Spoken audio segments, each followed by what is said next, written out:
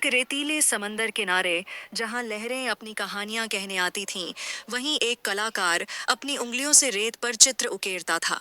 उसका नाम आरव था।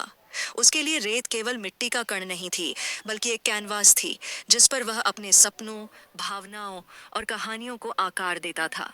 एक दिन जब सूरज ढल रहा था और हवा में ठंडक घुल रही थी, एक छोटी बच्ची कियारा वहां आकर बैठ गई।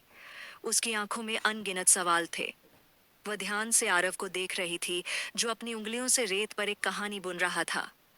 क्या तुमने कभी सोचा है कि रेत की भी अपनी कहानी होती है? आरव ने मुस्कुराकर पूछा। कियारा ने सिर हिलाया। कैसी कहानी? आरव ने रेत पर चित्र बनाते हुए कहना शुरू किया।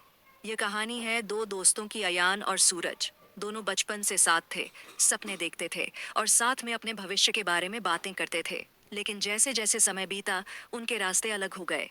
अयान शहर चला गया अपनी जिंदगी बनाने और सूरज गांव में ही रह गया। सालों बाद जब अयान वापस आया, तो उसने देखा कि सूरज अब भी वही पुराना सपना देख रहा था, लेकिन बिना किसी कोशिश के। तो फिर क्या हुआ? कियारा ने उत्सुकता से पूछा।